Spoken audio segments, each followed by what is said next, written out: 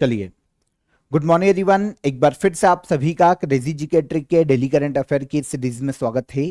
शुरू करते हैं आज के सेशन को। 18 मार्च के सभी करंट अफेयर आज हम यहां पर डिटेल में डिस्कस करेंगे। सारे फैक्ट, सारे क्वेश्चन आराम से नोट कीजिए, एंड तक सेशन में बने रहिए। बहुत ही इंटरेस्टिंग सेशन है।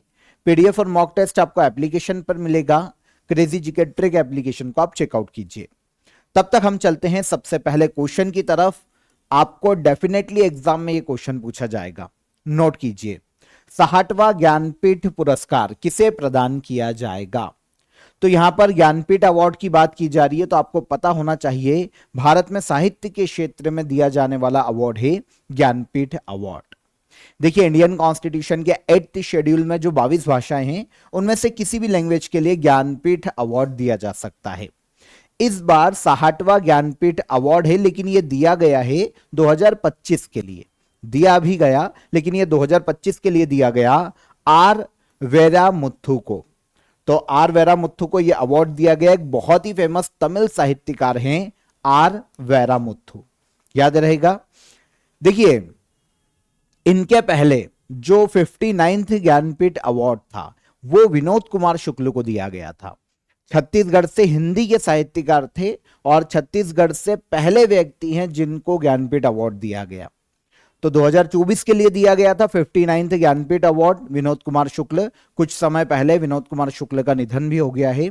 और अब 60वां ज्ञानपीठ अवार्ड दिया गया आर वेरामुथु को, जो कि एक तमिल साहित्यकार हैं।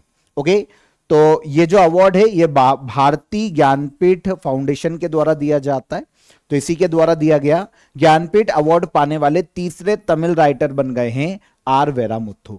इनके पहले 1975 में और 2002 में भी तमिल साहित्यकार को यह अवार्ड दिया जा चुका है। आर वेरामुथु की कुछ रचनाएं देखें तो कलिकट्टू एथिकासम, करुवाची काव्यम, ये सारी जो रचनाएं हैं वैसे याद करने की आपको जरूरत नहीं है, पर सुन लो कि रचनाएं किसकी है। तो ये आर वेरामुथु की रचनाएं हैं जिनको 60वां ज्ञानपीठ अवार्ड इस बार दिया गया। अब यहां पर ज्ञानपीठ अवार्ड से तो क्वेश्चन पूछा ही जाएगा। इसके अलावा आर वेरामुथु बहुत ही फेमस साहित्यकार हैं। आपको पता है सॉन्ग राइटर भी हैं। इनको 7 बार नेशनल फिल्म अवार्ड से सम्मानित किया जा चुका है इनके गानों के लिए। इसके अलावा भारत सरकार के द्वारा आर वेरामुथु को 2003 में पद्मश्री दिया गया था। 2014 में पद्म भूषण से सम्मानित किया जा चुका है और इसके अलावा साहित्य अकादमी अवार्ड इनको 2003 में दिया गया था। तो काफी सारी उपलब्धि है ज्ञानपीठ अवार्ड के अलावा भी, उनको भी याद रखिएगा। पद्म भूषण, पद्मश्री मिले हैं, तो ऑब्वियस सी बात है बहुत इंपॉर्टेंट है। ज्ञानपीठ अवार्ड भारत में हाईएस्ट साहित्य अवार्ड माना जाता है। ये आपको पता है इसकी शुरुआत 1961 में की गई थी, स्थापना, लेकिन ये जो पहली बार दिया गया ना, ये 1965 में दिया गया। अब बात आती है कि 1965 में किसको दिया गया? तो 1965 में यह अवार्ड दिया गया था जी शंकर कुरुप को। ये मलयालम साहित्यकार थे, जी शंकर कुरुप। तो पहला ज्ञानपीठ अवार्ड इनको 1965 में दिया गया। लास्ट ज्ञानपीठ अवार्ड इनके पहले जो 59th था वो विनोद कुमार शुक्ल को दिया गया था, छत्तीसगढ़ के हिंदी साहित्यकार। और अब दिया गया किसको? तो अब दिया गया है आर वेरामुथु को। प्राइज मनी के तहत 11 लाख रुपए की प्राइज मनी दी जाती है, एक प्रतिमा दी जाती है सरस्वती जी की, और एक सर्टिफिकेट दिया जाता है, सम्मान पत्र। ज्ञानपीठ अवार्ड इस बार ये 60वां ज्ञानपीठ अवार्ड है। ठीक है, याद रखिएगा भारतीय ज्ञानपीठ ऑर्गेनाइजेशन इस अवार्ड को प्रदान करता है। चापचार कूट फेस्टिवल किस भारतीय राज्य का प्रमुख सांस्कृतिक उत्सव है? तो यहां पर चापचार कूट फेस्टिवल की बात की जा रही है। भारत में मिजोरम राज्य में यह एक सांस्कृतिक उत्सव मनाया जाता है। मिजोरम में एक कम्युनिटी निवास करती है जिसका नाम है मिजो कम्युनिटी। तो मिजो कम्युनिटी जो है ना पूर्वोत्तर भारत में, मिजोरम में, वो जूम की खेती करती है। एक्चुअल में क्या है ना, जूम की खेती में क्या होता है कि जंगल में पेड़ों को काटकर, जलाकर, फिर जो ग्राउंड मिलता है वहां पर खेती की जाती है। तो जूम की खेती के बाद अब तो नॉर्मल जो स्थायी कृषि है उसकी ओर शिफ्ट होने लगी है मिजो कम्युनिटी। लेकिन जब ये चापचार कूट फेस्टिवल शुरू हुआ था ना, तो ये जूम की खेती खत्म होने के बाद जो विश्राम काल होता है इस जनजाति के लोगों का, कि भाई फसल कट गई, अब थोड़े समय भूमि को भी खाली छोड़ेंगे और हम भी आराम करेंगे। तो इस टाइम पीरियड के बीच में, कृषि कार्यों के बीच में जो विश्राम का समय होता है, जो मिजो कम्युनिटी के लोग हैं वो आपस में इकट्ठा होते हैं और एकत्रित होकर सांस्कृतिक और सामूहिक महोत्सव का आयोजन करते हैं। इसी का नाम रखा गया है चापचार कूट फेस्टिवल। नॉर्मली ये जो फेस्टिवल है ना, मिजोरम में मिजो कम्युनिटी मार्च महीने में मनाती है। तो स्प्रिंग सीजन के समय में मार्च महीने में ये मनाया जाता है भारत के मिजोरम राज्य में। इसके अलावा भी मिजोरम में मिम कुट फेस्टिवल मनाया जाता है। मक्के की फसल की कटाई के बाद जो मनाया जाता है ना, वो मिम कुट फेस्टिवल के नाम से जाना जाता है मिजोरम में। एक और है कुडाओ कुट फेस्टिवल। एक कम्युनिटी है मिजोरम में, पेट कम्युनिटी, इसके लोग मनाते हैं। इसके अलावा एक एंथुरियम फेस्टिवल, ये क्वेश्चन एग्जाम में आया हुआ है। मिजोरम में किसानों, फूलों और बागवानी को बढ़ावा देने के लिए इसका आयोजन किया जाता है। तो जो किसान है, जो कि फूलों की खेती या बागवानी करते हैं, वो मनाते हैं एंथुरियम फेस्टिवल। तो इसका आयोजन भी कहाँ किया जाता है? भारत के मिजोरम राज्य में। क्वेश्चन हमारा चापचार कूट फेस्टिवल है, इससे है। तो ये सांस्कृतिक उत्सव भी मिजो कम्युनिटी बनाती है भारत के मिजोरम राज्य में। आर्ट एंड कल्चर से क्वेश्चन पूछे गए हैं, तो इनको याद रखना। वैश्विक परिधान ब्रांड यूनिक्लो द्वारा भारत के लिए किसे अपना नया ब्रांड एम्बेसडर नियुक्त किया गया है? तो जापान का एक क्लोथिंग ब्रांड है, परिधान ब्रांड है यूनिक्लो। इसने भारत में अपना ब्रांड एम्बेसडर नियुक्त किया है जसप्रीत बुमराह को। Indian cricketer Jasprit Bumrah. India में जो पार्टनर, इनका जो लाइफ वियर फिलोसॉफी है, जो कैंपेन है इस ब्रांड का, यूनिक्लो का, क्लोथिंग ब्रांड है जापान का, इसका जो लाइफ वियर फिलोसॉफी कैंपेन है, इसको भारत में प्रमोट करते हुए दिखाई देंगे जसप्रीत बुमराह। देखिए, लाइफ वियर फिलोसॉफी की बात करते हैं ना, तो जो पहनावा है ना, वो इतना ज्यादा सिंपल होना चाहिए, कंफर्टेबल होना चाहिए, ताकि नॉर्मली कंफर्ट फील होने के कारण आप लाइफ को भी एंजॉय कर सकें, और क्वालिटी भी साथ साथ कपड़ों की होनी चाहिए। तो इसको एक फिलोसॉफी को नाम दिया है लाइफ वियर फिलोसॉफी। ये जो वर्ड निकाला है, जो कैंपेन है, यूनिक्लो का है। तो इसी को इंडिया में प्रमोट करते हुए दिखाई देंगे जसप्रीत बुमराह। तो जापान की एक क्लोथिंग ब्रांड है, स्थापना 1949 में हुई थी और जापान के यमागुची नाम के जगह पर या शहर में इसका हेडक्वार्टर है। इसके अलावा ये तो जसप्रीत बुमराह इनके ब्रांड एम्बेसडर बन गए यूनिक्लो के। इनके अलावा जो अदर ब्रांड एम्बेसडर पिछले कुछ समय में हमको देखने को मिले, उनमें एक परपेक्सिलिटी एआई है ना, जिसका हम यूज करते हैं नॉर्मली, क्रिस्टियानो रोनाल्डो इसके ब्रांड एम्बेसडर है, क्योंकि इनके शेयर भी है इस कंपनी में। पंजाब नेशनल बैंक की ब्रांड एम्बेसडर बनी थी Harmanpreet Kaur, Indian cricketer. Haryana state commission for women ने अपना ब्रांड एम्बेसडर बनाया था शेफाली वर्मा को। आईसीसी T20 वर्ल्ड कप 2026 जो हमने जीता है, उसके ब्रांड एम्बेसडर थे Rohit Sharma. 28th Asian table tennis championship के ब्रांड एम्बेसडर थे वो अचंत शरद कमल, है ना, टेबल टेनिस के प्लेयर हैं इंडियन। एलन सोली की ब्रांड एम्बेसडर बनाई गई थी सानिया मिर्जा। और United nation road safety campaign के ब्रांड एम्बेसडर कौन बने थे? हमने पढ़ा था इनको, ये बने थे सचिन तेंदुलकर। तो इनको याद रखिएगा, ये कुछ समय में जो ब्रांड एम्बेसडर फेमस रहे, सुर्खियों में रहे, उनकी हमने यहां पर बात की है। इजी। आज के आपके ऑफर ऑफ द डे में आप इंडियन पॉलिटी के कोर्स को ज्वाइन कर सकते हैं। आपके लिए देखिए, इंडियन पॉलिटी का रिकॉर्डेड बैच यहां पर मिल जाएगा। इंडियन पॉलिटी में नॉर्मली क्या होता है, इंडिया में जो डेली जो करंट अफेयर की न्यूज़ है, वो अधिकतर आपको इंडियन पॉलिटी से ही रिलेट करती हुई दिखाई देगी। पार्लियामेंट में क्या हो रहा है, और जो भी एस जयशंकर ने क्या आंसर किया किसी को, और इंडियन पार्लियामेंट से रिलेटेड ही आपको अधिकतर न्यूज़ घूमती हुई दिखाई देगी। तो आप इंडियन पॉलिटी के कोर्स को ज्वाइन कीजिए। आपको इससे होगा ये कि आपको जो डेली सिनेरियो है इंडिया में, वो समझने में मदद मिलेगी, और एग्जाम में इंडियन पॉलिटी से काफी अच्छे क्वेश्चन पूछे जाते हैं। तो इसे ज्वाइन कीजिए, रिकॉर्डेड बैच आपको मिल जाएगा। मैंने यहाँ पर आपको बहुत ही डिटेल में पूरी इंडियन पॉलिटी को कवर करवाया है। डेली करंट अफेयर को पढ़ने में भी आपको काफी मदद मिलेगी इंडियन पॉलिटी को पढ़ने के बाद। आपको हर टॉपिक का PDF मिल जाएगा, टॉपिक वाइज टेस्ट भी आपको यहाँ पर मिल जाएंगे। तो काफी अफोर्डेबल प्राइस में अभी आपको मिल जाएगा। डिस्क्रिप्शन में इस कोर्स की मैंने आपको लिंक दे दी है, वहां पर क्लिक करके आप इसे डायरेक्ट अवेल कर सकते हैं। इजी। कोई भी आपकी क्वेरी है, कोई भी आपका क्वेश्चन है, तो आप हेल्पलाइन नंबर पर कॉल कीजिए, हमारी टीम आपकी मदद कर देगी। हम चलते हैं अगले क्वेश्चन की तरफ। लोअर कौपिली जल विद्युत परियोजना जिसका हाल ही में इनोग्रेशन किया गया, किस राज्य में स्थित है? तो लोअर कौपिली हाइड्रो पावर प्रोजेक्ट या हाइड्रो इलेक्ट्रिक प्रोजेक्ट, इसका हाल ही में इनोग्रेशन किया है भारत के पीएम नरेंद्र मोदी ने, और यह बनाई गई है भारत के असम राज्य में। लोअर कोपिली जल विद्युत परियोजना, असम में कोपिली रिवर पर इसका निर्माण किया गया है, जो कि ब्रह्मपुत्र की ट्रिब्यूटरी है। तो lower Kopili hydro power project या हाइड्रो इलेक्ट्रिक प्रोजेक्ट असम राज्य में स्थित है। भारत के पीएम नरेंद्र मोदी ने इसका इनोग्रेशन किया है। असम के वेस्ट कार्बी एंगलोंग एक डिस्ट्रिक्ट है, और डीमा हसाओ डिस्ट्रिक्ट, इसमें फैला हुआ है यह project. Project Kopili river basin में स्थित है। स्पेशली जो नदी है मेन, वो कोपिली रिवर है, और इसको बनाने में 2300 करोड़ रुपए की लागत आई है। Assam power generation corporation limited के द्वारा इसे डेवलप किया गया। 2300 करोड़ रुपए का ये जो प्रोजेक्ट है, ये जो हाइड्रो इलेक्ट्रिक प्रोजेक्ट है, इसकी विद्युत उत्पादन क्षमता 120 मेगावाट की, और ये एक project run of river project है। रन ऑफ रिवर प्रोजेक्ट में क्या होता है कि नदी पर बड़े डैम नहीं बनाए जाते, नदी का नेचुरल फ्लो रहता है, अंदर नदी के अंदर टरबाइन को डालकर या फिर नदी के कुछ धाराओं को मोड़कर उस पर टरबाइन लगाकर इलेक्ट्रिसिटी पैदा की जाती है।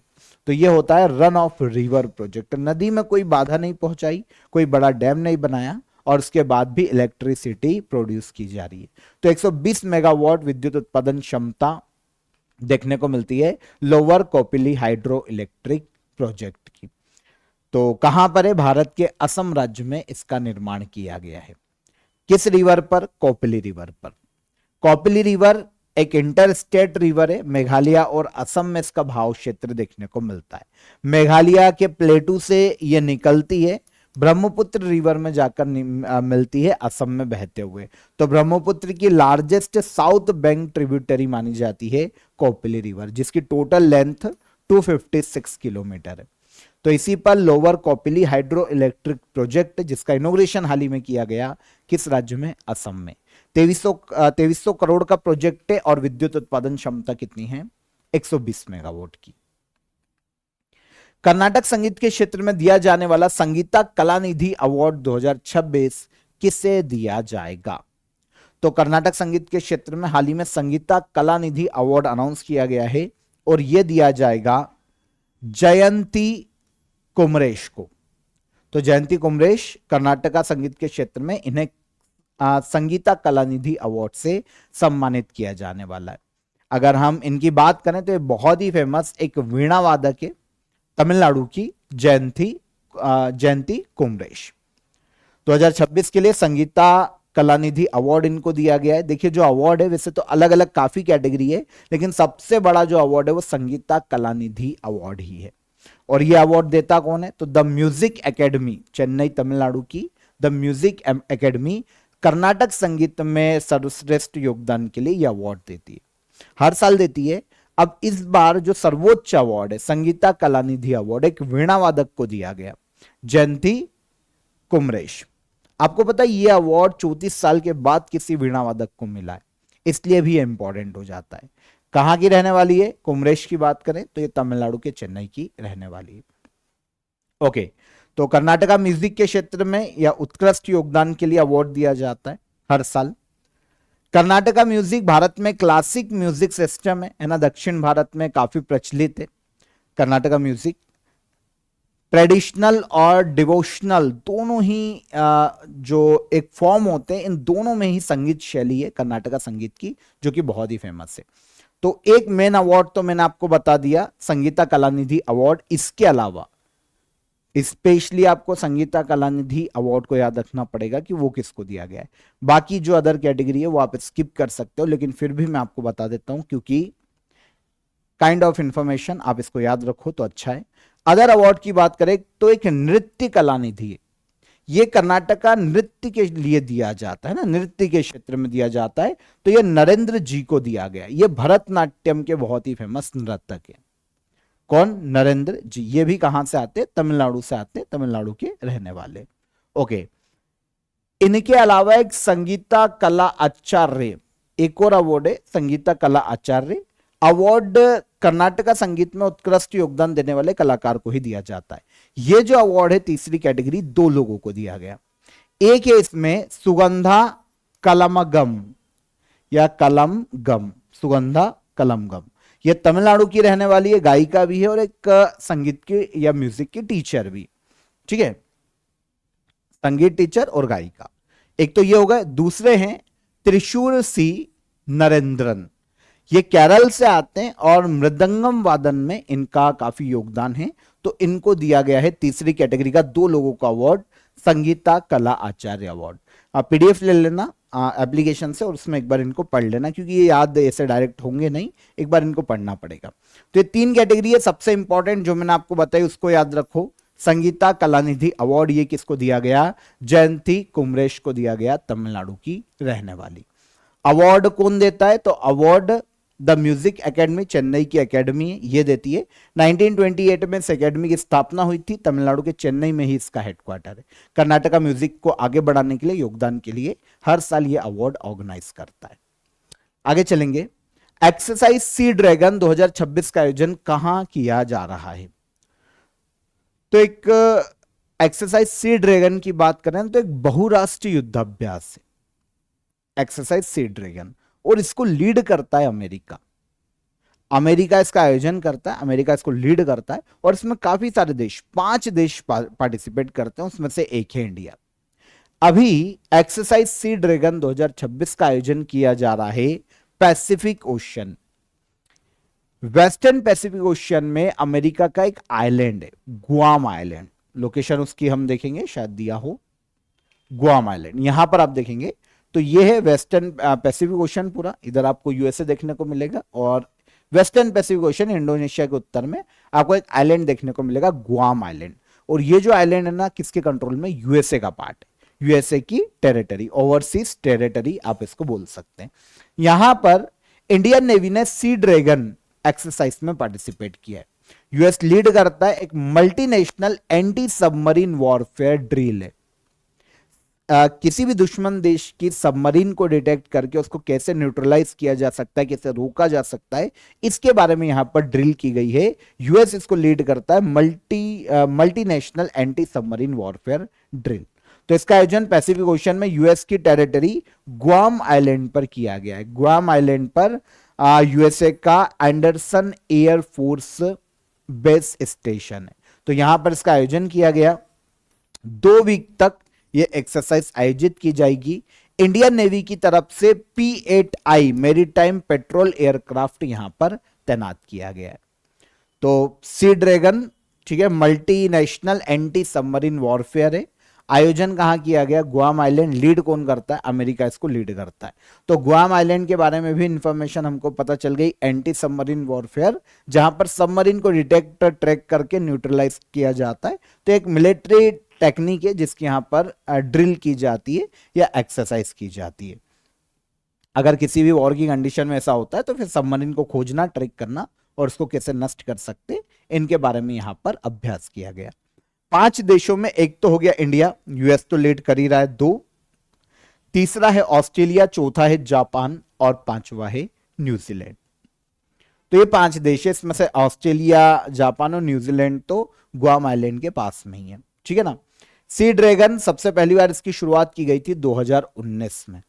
2019 से ये आयोजित किया जा रहा है। सबमरीन डिटेक्शन पर केंद्रित एक इंटरनेशनल नेवल एक्सरसाइज है जिसका आयोजन यूएसए करवाता है।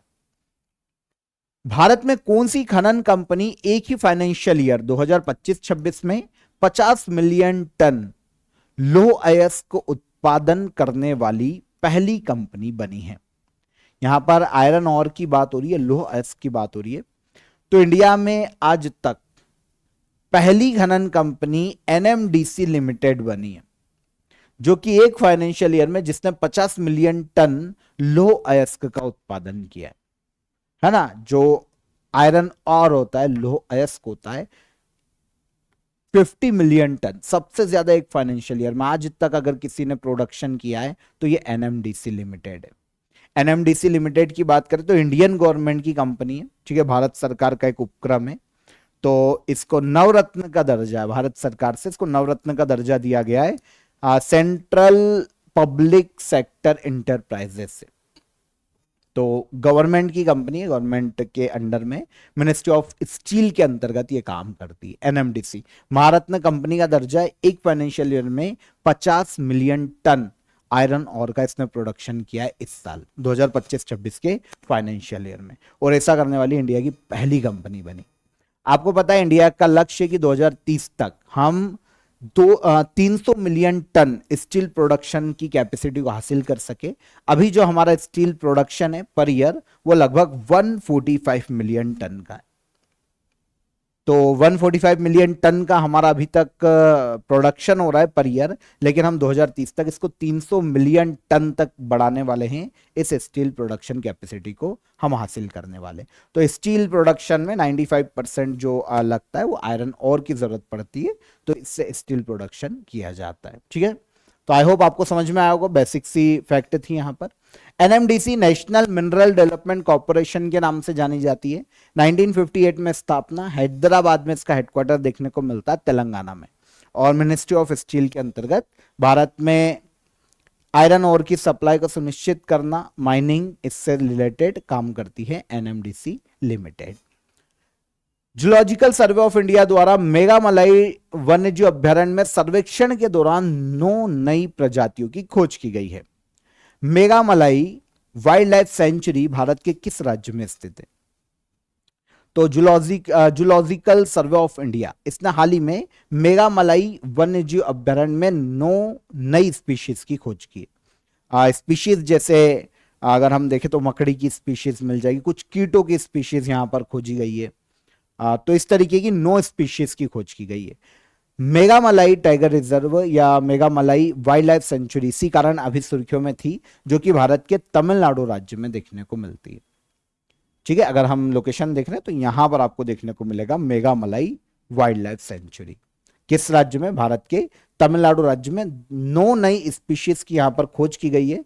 फॉर एग्जाम्पल कॉकरोच की स्पीशीज खोजी गई, कीटों की स्पीशीज खोजी गई है ना, तो ऐसी अलग अलग स्पीशीज की यहां पर खोज की गई है। खोज किसने की? जूलॉजिकल सर्वे ऑफ इंडिया ने। इसकी हम बाद में बात करेंगे। पहले हम मेघामलाई वाइल्ड लाइफ सेंचुरी की बात करें तो तमिलनाडु के थेनी डिस्ट्रिक्ट में देखने को मिलता है। ओके, वेस्टर्न घाट बायोडाइवर्सिटी हॉट स्पॉट में स्थित है। मतलब बायोडाइवर्सिटी का जो क्षेत्र है, बायोडाइवर्सिटी के लिए जो एक संवेदनशील क्षेत्र है वेस्टर्न घाट में, उसके एरिया में देखने को मिलता है Meghamalai wild life sanctuary.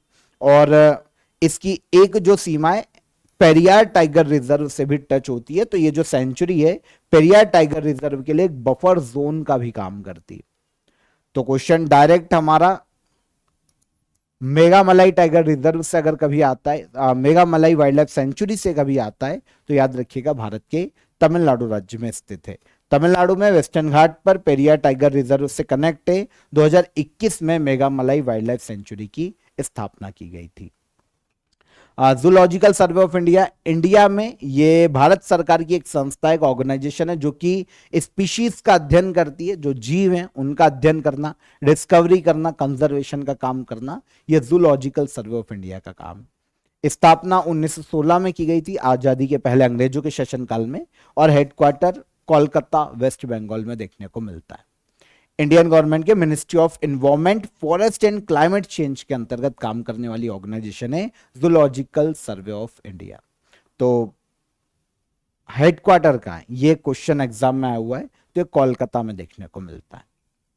Bharat में ज्ञान भारत मिशन के तहत पांडुलिपि विरासत के लिए राष्ट्रव्यापी सर्वेक्षण शुरू किया गया है। ज्ञान भारत मिशन कब शुरू किया गया था? तो भारत में मैन्युस्क्रिप्ट जो पांडुलिपियां है उनके संरक्षण के लिए, उन्हें खोजना, संरक्षण करना और उनको डिजिटलाइज करना या फिर डिजिटली सेव करना, ठीक है, इस उद्देश्य से इंडिया में ज्ञान भारत मिशन की शुरुआत की गई थी 2025 में, लास्ट ईयर। कौन सा मिशन है? ज्ञान भारत मिशन। ठीक है, तो अब इसी ज्ञान भारत मिशन के तहत भारत में मैन्युस्क्रिप्ट हेरिटेज के लिए एक नेशन वाइड सर्वे शुरू किया गया। इस नेशन वाइड सर्वे में क्या किया जाएगा कि पूरे देश में जो मैन्युस्क्रिप्ट हेरिटेज है, जो पांडुलिपियां है उनकी खोज की जाएगी, उनको सुरक्षित किया जाएगा, कंजर्वेशन किया जाएगा और उन्हें डिजिटलाइज किया जाएगा ताकि इन फ्यूचर लंबे समय तक हमेशा के लिए उनको सेव किया जा सके। अभी ये जो मैंने स्क्रिप्ट है पत्थरों पर और इधर उधर लिखी हुई है, तो अब इनको डिजिटलाइज किया जाएगा, इनको खोजकर। तो सर्वे शुरू कर दिया गया है इंडियन गवर्नमेंट के द्वारा, मैन्युस्क्रिप्ट को आइडेंटिफाई करना, डॉक्यूमेंटेशन करना और मैपिंग की जा रही है पूरे इंडिया में। ये ज्ञान भारत मिशन के तहत किया जा रहा है। जो हमारा यूनियन बजट था 2025-26 का, उसमें ज्ञान भारत मिशन को अनाउंस किया गया था। तो 2025 में यह शुरू किया गया मिनिस्ट्री ऑफ कल्चर के अंडर। मिनिस्ट्री ऑफ कल्चर, संस्कृति मंत्रालय इसको लीड कर रहा है। तो एक पहले भी ऐसा एक मिशन था, नेशनल मिशन फॉर मैन्युस्क्रिप्ट, 2003 में आया था। इसी को अपग्रेड किया गया। ये तो फिर काफी समय ठंडे बस्ते में था, इस पर काम हो नहीं रहा था, तो अब इसी को रिप्लेस करके इसी का अपग्रेडेड वर्जन लाया गया है ज्ञान भारत मिशन के नाम से। उद्देश्य वही है, पुरानी पांडुलिपियों को ढूंढना, मैन्युस्क्रिप्ट को ढूंढना, क्योंकि ये हमारे जो इतिहास है भारत का, जो भारत की सभ्यता सिविलाइजेशन है, उसकी जानकारी देते। मैन्युस्क्रिप्ट या पांडुलिपियां जो लिखी रहती है प्राचीन काल में, जो लोग लिख के गए हैं राजाओं के शासन काल में, राजवंशों के समय, तो इससे इंडिया की संस्कृति के बारे में जानकारी मिलती है, सिविलाइजेशन के बारे में जानकारी मिलती है, कल्चर के बारे में जानकारी मिलती है, राजवंशों के बारे में जानकारी मिलती है। तो इन्हें सेव किया जाना, सुरक्षित किया जाना जरूरी है। तो इसी उद्देश्य से ज्ञान भारत मिशन 2025 में शुरू किया गया था। की फीचर्स ये है कि 1 करोड़ मैन्युस्क्रिप्ट को डिजिटलाइज करने का लक्ष्य है। एआई और टेक्नोलॉजी का यूज किया जाएगा। डेटा को क्लाउड डिजिटल आर्काइव में स्टोर किया जाएगा ताकि वो हमेशा बनी रहे। और जो स्टूडेंट है, रिसर्चर्स है, उनके लिए एक ओपन एक्सेस प्लेटफॉर्म पर ये उपलब्ध करवाया जाएगा ताकि उनको सिविलाइजेशन का नॉलेज लेने में मदद मिले। लास्ट क्वेश्चन, महाराष्ट्र विधानसभा ने फ्रीडम ऑफ रिलीजन बिल 2026 पारित किया है। यह विधेयक भारतीय संविधान के किस अनुच्छेद से सबसे अधिक संबंधित है? तो महाराष्ट्र की जो स्टेट लेजिस्लेचर है उसने हाल ही में, या स्टेट असेंबली जो है, उसने राज्य की विधानसभा में फ्रीडम ऑफ रिलीजन बिल 2026 को पारित कर लिया। ये जो बिल महाराष्ट्र विधानसभा लेकर आई है, या इन्होंने जो पास किया है, ये सबसे ज्यादा रिलेट करता है आर्टिकल 25 से, सबसे ज्यादा रिलेट करता है। अब बात आती है कि इस बिल में एक्चुअल में मूल जो आत्मा इस बिल की वो क्या है, या बिल क्यों लाया गया है? तो अगर हम बिल की बात करें ना, तो ये एक एंटी कन्वर्जन लॉ है। मतलब एंटी कन्वर्जन लॉ अगर हम देखें तो धर्मांतरण के विरुद्ध एक कानून यहां पर लाया गया है। लेकिन अब आप बोलोगे कि सर आर्टिकल 25 उसी से रिलेटेड है। आर्टिकल 25 क्या कहता है जानते? आर्टिकल 25 कहता है इंडियन कॉन्स्टिट्यूशन का कि किसी भी व्यक्ति को धर्म को निर्बाध रूप से मानने का अधिकार है, धर्म की स्वतंत्रता का अधिकार है, धर्म के प्रबंधन का अधिकार है। कोई भी व्यक्ति अपने किसी भी धर्म को मान सकता है, किसी भी धर्म के अनुसार आचरण कर सकता है और धर्म का प्रबंधन की इसको स्वतंत्रता दी गई है। यह आर्टिकल 25 कहता है। इसीलिए मैंने आपको बोला है, इंडियन पॉलिटी की लिंक मैंने आपको डिस्क्रिप्शन में दे दी है, वहां से आप इंडियन पॉलिटी को ज्वाइन कर लो, एक बार पढ़ लो। काफी सारे करंट सिनेरियो होते हैं जो कि पॉलिटी कॉन्स्टिट्यूशन से रिलेटेड होते हैं, इसीलिए आप उस कोर्स को ज्वाइन कीजिए, वो आपके काम आएगा। तो आर्टिकल 25 आपको समझ में आ गया क्या है? अब आप बोलोगे कि सर यहां तो कोई भी व्यक्ति निर्बाध रूप से किसी भी धर्म को मान सकता है, उसके अनुसार आचरण कर सकता है, तो वो अपने हिसाब से धर्म परिवर्तन कर सकता है, उसको अधिकार है ना, कोई भी धर्म को मान सकता है, वो तो बिल्कुल अधिकार है। लेकिन यहां पर लिमिटेशन है। लिमिटेशन ये है कि कोई भी व्यक्ति अपनी इच्छा से धर्म को माने, अपनी इच्छा से धर्म के अनुसार आचरण करे, उसके साथ जबरदस्ती कोई भी धोखेबाजी या किसी भी चीज का लालच, चाहे वो पैसे का हो, है ना, पैसे का लालच देकर अगर उसको कन्वर्जन करवाया गया है, या किसी डर के कारण जबरदस्ती धोखे से, तो उसको यहां पर ये जो बिल है ना वो लिमिटेड करता है। ये बिल उस चीज को रोकने के लिए लाया गया है। तो ये एंटी कन्वर्जन लॉ के रूप में लाया गया है, ताकि जबरदस्ती या लालच देकर अगर किसी का कन्वर्जन किया जा रहा है तो उसको रोका जा सके। ऐसा समझ में, तो इस चीज को ये रोकता है। लेकिन कोई अगर इच्छा से अगर धर्म परिवर्तन करना चाहता है तो उसको इजाजत देता है। यहां पर देखिए, अब इस बिल में जो प्रावधान किए गए ना, ये तो समझ में आ गया आपको, अगर कोई जबरदस्ती धोखे या लालच से किसी का धर्म परिवर्तन करवाता है तो वो एक अपराध है और करना भी अपराध है इस आधार पर। सजा 7 साल तक की जेल है और 1 लाख रुपए या उससे अधिक का जुर्माना है अगर कोई भी ऐसा क्राइम करता हुआ पाया जाता है। अगर कोई इच्छा से धर्म परिवर्तन करता है तो वो इच्छा से धर्म परिवर्तन कर सकता है, लेकिन पहले डिस्ट्रिक्ट मजिस्ट्रेट को इसकी सूचना देनी पड़ेगी। ये मैं अपनी इच्छा से डिस्ट्रिक्ट मजिस्ट्रेट जांच करेगा और फिर जो भी कि हाँ भाई इच्छा से ही कर रहा है तो फिर उसको इजाजत दे दी जाएगी। इस केस में अगर किसी से धोखेबाजी होती है, किसी को लालच देकर अगर उसका कन्वर्जन किया जा रहा है तो वो तो मुंह से बोलेगा नहीं कि मेरे को लालच देके मेरा कन्वर्जन किया गया है, तो उसके जो फैमिली या रिश्तेदार है ना वो भी शिकायत कर सकते हैं पुलिस के पास। आरोपी को साबित करना पड़ेगा कि उसने जो कन्वर्जन किया है वो गलत नहीं था, वो उसकी इच्छा से, कोई लालच धोखा या जबरदस्ती नहीं हुआ है। तो ये कुछ प्रावधान इसमें ऐड किए गए। तो आर्टिकल 25 भी आपका यहां पर क्लियर हो जाता है कि आर्टिकल 25 क्या प्रावधान करता है, और इसी से रिलेटेड है जो नया बिल लाया गया है महाराष्ट्र की विधानसभा में, फ्रीडम ऑफ रिलीजन बिल 2026। तो आई होप समझ में आया होगा। कोई व्यक्ति इच्छा से कन्वर्जन कर सकता है, लेकिन उसको किसी और तरीके से अगर किया जा रहा है तो वो आर्टिकल 25 के विरुद्ध है, तो इसीलिए ये बिल लाया गया है। तो आर्टिकल 25 अनलिमिटेड पावर नहीं देता है, ये कुछ कंडीशन में रोक भी लगाता है कि भाई किसी को नैतिकता के अधीन है अगर और पब्लिक ऑर्डर के अधीन है ना, अनलिमिटेड नहीं है और पब्लिक ऑर्डर और मॉरलिटी के अधीन है, नैतिकता पर आधारित है, तो कन्वर्जन हो सकता है कि भाई सही तरीके से वो खुद की इच्छा से कर रहा है। अगर ऐसा नहीं है तो फिर फोर्स जो कन्वर्जन है उस पर रोक लगाता है महाराष्ट्र का नया कानून।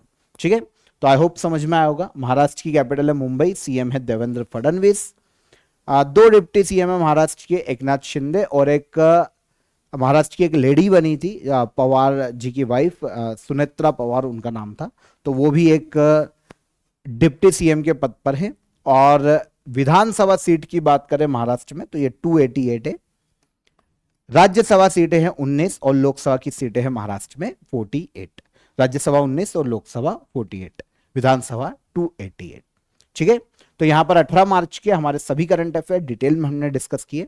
अब हम चलते हैं लास्ट डे के करंट अफेयर को रिवाइज कर लेते हैं। 98th ऑस्कर अवार्ड 2026 में बेस्ट फिल्म का पुरस्कार किसे दिया गया, तो one battle after another.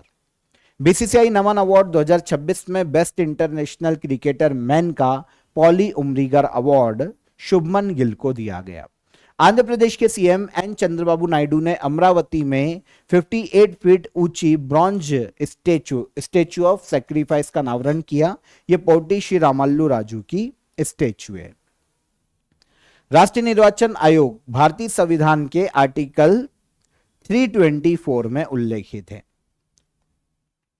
Bharat में राष्ट्रीय टीकाकरण दिवस किस मंत्रालय द्वारा आयोजित किया जाता है, तो ministry of health and family welfare के द्वारा। लोकसभा में पेश किया गया transgender persons protection of right amendment bill 2026 transgender persons protection of right act 2019 में संशोधन करता है। MP Birla memorial award Yashwant Gupta को दिया गया हाल ही में, सही है ना, ठीक है, अवार्ड। हाल ही में पश्चिम बंगाल के नए मुख्य सचिव कौन नियुक्त किए गए, तो ये बने हैं कौन, दुष्यंत नरियाला। वित्त मंत्री निर्मला सीतारमन ने स्टैंड अप इंडिया स्कीम के दूसरे संस्करण की घोषणा की है। यह योजना का मुख्य रूप से किसके उत्थान के लिए से शुरू किया गया था, तो अनुसूचित जाति जनजाति और विमेन जो एंटरप्रेन्योर है उनके उत्थान के लिए ये लाई गई थी। मतुआ धर्म मेला मुख्य रूप से किस राज्य में आयोजित किया गया है, तो इसका आयोजन किया गया वेस्ट बंगाल राज्य में, या यहीं पर आयोजित किया जाता है। तो ये सारे करंट अफेयर कल के सेशन के हो गए, रिवाइज कर लिए हमने। क्वेश्चन ऑफ द डे का आंसर, हॉर्मुज स्ट्रेट ये पर्शियन गल्फ और गल्फ ऑफ ओमान को कनेक्ट करता है ईरान के दक्षिण में। माउंट कॉसियुस्को ये ऑस्ट्रेलिया की सबसे ऊंची चोटी है और नाटो की 32वीं मेंबर कंट्री थी स्वीडन। तो नाटो में वर्तमान में 32 सदस्य देश है। तीनों क्वेश्चन के सभी स्टूडेंट के लगभग सही आंसर आए। अब आज के question of the day, Nobel पुरस्कार कितने क्षेत्रों में दिया जाता है, बहुत ही सिंपल क्वेश्चन। 103वें संविधान संशोधन अधिनियम द्वारा ईडब्ल्यूएस आरक्षण के लिए कौन से अनुच्छेद जोड़े गए और कोसी नदी किस नदी की सहायक नदी है, तीनों क्वेश्चन को कमेंट में आंसर कीजिएगा। सेशन पसंद आया हो तो लाइक और शेयर करके जाइए, और चैनल पर पहली बार आए हो तो चैनल को सब्सक्राइब कर लो। हम कल फिर मुलाकात करेंगे नेक्स्ट डे के करंट अफेयर में। तब तक ख्याल रखिएगा अपना। जय हिंद, जय भारत।